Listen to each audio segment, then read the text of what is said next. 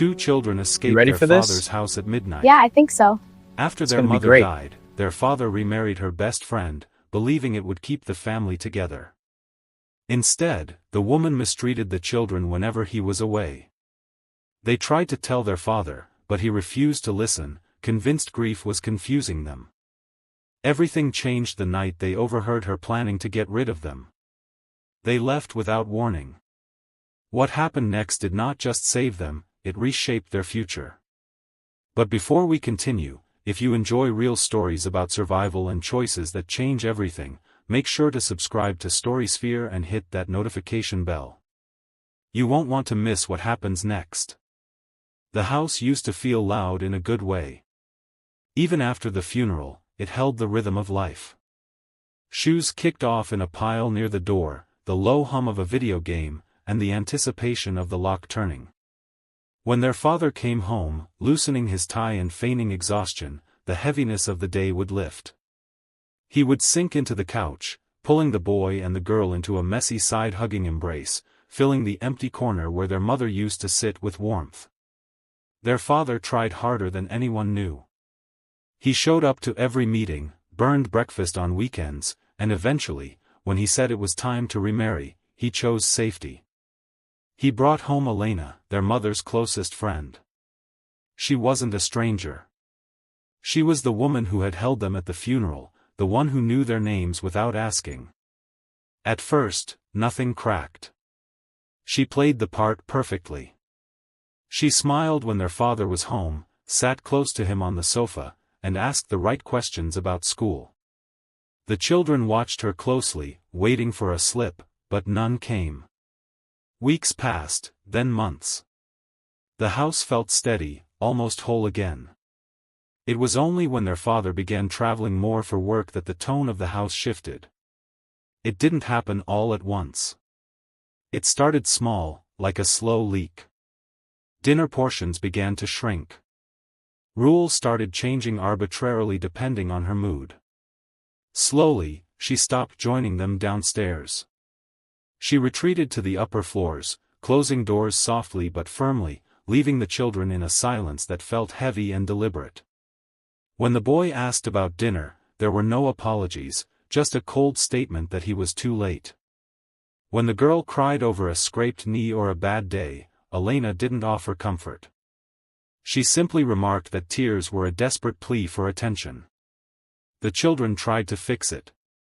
They waited until a weekend when their father was home and relaxed. They chose their words carefully, trying to bridge the gap without sounding ungrateful, but their father just listened, nodding with a tired smile.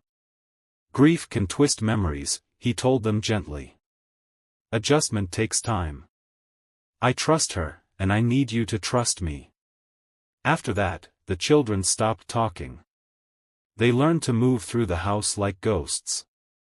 The boy counted pantry items in his head to ration food. The girl memorized which floorboards creaked so she could avoid them. They watched the clock when their father was away, counting the hours until the house became safe again. It no longer felt lived in. It felt managed. And then, one night, everything changed forever. Late one night, the boy woke to the sound of voices. It wasn't shouting. It was laughter. He followed the noise down the hallway and stopped halfway. Elena was on the phone, her voice clear and cutting in the quiet house. She wasn't whispering, for she was speaking with the confidence of someone who knew no one was listening. I'm done pretending, she said, her voice dripping with amusement. The children, they're just in the way. I want this marriage clean. I want them gone. The boy did not go back to bed. He went to his sister's room and woke her slowly. He put a finger to his lips, pulled on his shoes, and took her wrist gently. They moved through the dark house, past the woman laughing on the phone, and slipped out the front door. It closed behind them without a sound. They walked until the suburban sprawl began to thin, the streetlights stretching farther apart into pockets of darkness. The girl did not ask questions. She simply trusted the pull of her brother's hand and the steadiness of his pace. When the night air grew cool enough to sting her fingers, he noticed her shivering and slowed down just enough to tuck her hand deeper into his sleeve, offering what little warmth he could without stopping. The bus stop sat desolate near a closed grocery store, marked only by a bench with peeling paint and a torn schedule taped to the glass. They sat close together, shoulders touching to share warmth against the metal dampness. The boy checked his pockets again, a nervous reflex even though he knew the truth of their situation. No phone, no wallet, and no plan beyond the next set of headlights. When the bus finally hissed to a halt in front of them, the driver studied them through the rearview mirror, his eyes narrowing at two unaccompanied minors in the middle of the night. He didn't raise his voice, but his question about their parents hung heavy in the air. The boy answered without drama, speaking carefully and clearly, utilizing the same polite tone he used when teachers were watching. The driver sighed, a sound of resignation rather than annoyance, and reached into his own pocket to cover their fare. "Sit near the front," he muttered, waving them on. As the bus rolled forward, the familiar city blurred into something quieter and unknown. The girl rested her head against the vibration of the window, exhaustion finally overtaking fear. The boy, however, stayed alert, counting the stops and watching the strangers who boarded and exited. A woman whispered to the man beside her, glancing their way. Someone else shook their head in pity, but no one interfered. They rode until the gray light of morning crept across the road. The driver pulled over near an old weathered station, turning to tell them this was as far as the line went. The boy thanked him twice, his gratitude genuine, while the girl tightened her grip on his hand as they stepped down onto the pavement. The town was smaller than he had expected, comprised of just one main road, a bakery that was just beginning to smell of yeast, and a hardware store with lights humming to life inside. The boy navigated by the memory of their mother's voice, stories she had told about this place, about a man who lived here once, and about the family that stayed when others left. They found the house at the edge of town, marked by a narrow yard and a porch with a loose step that groaned under their weight. The boy knocked once, a solid, decisive sound, and then waited. When the door opened, a man with graying hair looked down at them. He listened to the boy's hurried, quiet explanation without interrupting, his expression unreadable. Finally, he stepped aside, opening the space for them to enter. "Come in," was all he said. Life changed shape after that. The uncle was a man of few words. He showed them their room and laid out the rules with a calm authority. School attendance was mandatory. Chores were to be done before rest. And meals happened at set times. The structure felt strange after the unpredictability of their father's house, but it also felt safe. For the first time in months, the girl slept through the night, and the boy stopped checking the locks on the door. Weeks turned into months, and the rhythm of the house took hold. The uncle woke early and he expected the same from them. He asked about grades with genuine interest and fixed broken things around the house, explaining the mechanics of each repair as the boy watched closely. The girl listened, absorbing these new routines like a second language. In town, they became known entities. A cashier asked where they had come from, and a neighbor offered extra bread, murmuring that it was good they had found their way. The boy nodded and kept moving, learning quickly that survival did not require attention. It required consistency. School began without ceremony. The boy sat in the back, quiet and observant, measuring the room before he spoke. The girl kept her eyes on her notebook, writing neatly and erasing mistakes until the page looked perfect. At night, the boy thought about their father, imagining explanations forming too late in his mind. But he never reached out. He did not write. He did not call. And the uncle did not ask for details about why they had left. He simply watched them eat, watched them finish their homework, and turned off the lights at the same hour every night. Order replaced fear slowly, without the need for empty promises.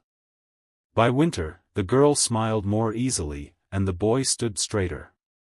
They had learned the town's rhythm and where silence belonged. Nothing felt rescued, but everything felt earned, built one ordinary day after another. By the second year, the uncle began to treat them less like fragile guests and more like members of the household who carried their own weight. He made no formal announcement of this shift. He simply expected more. The boy found work at a local hardware store after school, starting with the broom and the dustpan. He swept floors until the wood gleamed, then graduated to stocking shelves, and eventually he learned to fix the small, broken things customers brought in with frustration written on their faces. He listened more than he spoke, a trait the owner noticed and rewarded with longer shifts. While her brother worked, the girl spent her afternoons in the kitchen. At first, she followed the uncle's instructions with the precision of a lab technician, measuring flour to the gram and watching timers with intense focus. The uncle corrected her only when she rushed, his voice low and steady. "Food carries memory," he told her one evening as she kneaded dough too aggressively. "And memory deserves patience." When she burned a batch of bread the following week, she cried quietly over the sink. He didn't coddle her. He simply told her to start again. So she did. Money entered their lives slowly, arriving in envelopes with the boy's name written in ink. He did not spend it on the things other teenagers bought. Instead, he lined the bills inside a shoebox tucked deep under his bed. He counted them at night, not out of excitement, but out of a need for control. Knowing exactly what they had was the only way to measure how far they were from the life they had escaped. The girl's curiosity grew beyond the uncle's kitchen. She borrowed towering stacks of cookbooks from the town library, copying recipes into a notebook and making careful notes in the margins about what worked and what failed. She shared her experiments with the neighbors, who accepted the offerings with surprise. "You have good hands," a woman told her once, accepting a loaf of sourdough. "Don't waste them." School events came and went, and the uncle attended when his presence was required, sitting in the back row and listening without comment. Teachers reported that the boy was reliable, and the girl was singularly focused. No one asked about their past, and the town seemed content to accept what stood in front of them. Years moved forward without ceremony. The boy grew taller, his shoulders broadening under the weight of his own expectations. He learned to budget his time as strictly as he budgeted his money, passing on outings and distractions. When classmates asked why he worked so much, he offered only a vague explanation. "I have plans," was all he would say. The girl discovered her true calling late, almost by accident. A visiting instructor held a short workshop at the school, demonstrating how dough changed under pressure and heat. She watched, mesmerized, as effort transformed into structure. Something settled in her chest that day, a feeling of certainty she hadn't known she was missing. She told her brother about it that night. He listened, then asked what the tuition would cost. When she answered honestly, he nodded and added a new column to his notebook. They talked less and less about the night they left. It stayed present in the room without being spoken, a shadow they both acknowledged but refused to name. Occasionally, the boy wondered if their father searched for them. He imagined letters unsent and apologies delayed, but each time the thought ended the same way. Searching did not undo the choice of silence when it mattered most. The uncle aged quietly, his routines remaining firm even as his movements slowed. He never claimed credit for their successes. He merely corrected mistakes and expected improvement. When the girl applied to pastry school, he read the forms twice before signing them without comment. The boy covered the fees, watching his sister leave for classes each morning with a new purpose in her step. She studied harder than anyone in her group, staying late to practice until her hands ached and her apron was dusted white. When she graduated, her name sat at the top of the list. She called her brother first. He left work early to stand in the back of the room, clapping once, then again, his face a mask of fierce pride. They rented a small space together shortly after. The bakery opened quietly, without banners or fanfare, just the smell of fresh bread and light spilling through the window. Customers came, and then they returned. Growth followed effort, not luck. When the time came to expand, it felt earned. 7 years after the night they left, the bell above the door rang differently. The boy looked up from the counter and recognized the weight of the silence that followed. Their father stood there. He looked older, thinner, holding a lifetime of regret like a peace offering he wasn't sure he was allowed to give. The girl froze, a tray of dough suspended in her hands. The ovens hummed behind her, and the future paused, waiting to see what they would do. The father did not step forward right away. He remained rooted near the entrance, looking as though he were waiting for an invitation that might never come.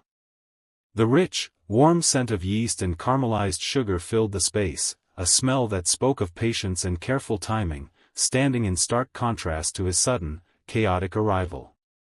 A few customers glanced up, sensing the shift in the room's atmosphere, but quickly looked away to give them privacy. The boy broke the standoff, not with words, but with a sharp nod toward the small scarred table near the window used for deliveries and paperwork. Understanding the silent command, the older man moved forward, sitting with a caution that suggested he was afraid the chair might collapse under the weight of his history. He folded his hands together on the table, gripping them tight as if to stop them from shaking. "I didn't know," he said, his voice cracking under the strain of the years. "I didn't see the truth until the house was empty." He told them he had been searching, that the realization of his mistake had come too late, and that his marriage had disintegrated the moment he understood Elena wanted only his assets and his silence. He repeated that he was sorry, pausing after each sentence as if expecting them to absolve him, or perhaps to yell. But the room remained quiet. The girl remained behind the safety of the counter, her flour-dusted hands resting flat on the cool surface. She had played this scene out in her mind 1,000 times, inventing different endings for each one, but none had prepared her for how starkly ordinary the reality felt. Her breathing slowed, becoming measured and deliberate. The boy approached the conversation like an audit, asking questions with a terrifying calm. He wanted to know where his father had searched, when exactly the blindfold had fallen, and why the timeline of his realization had stretched into years. The father answered each query, though some answers landed softly while others seemed to disintegrate before they reached across the table. The boy absorbed it all without flinching, cataloging the facts rather than the emotions. When the conversation lulled, the hum of the convection ovens clicked off behind the girl, plunging the room into a sudden quiet.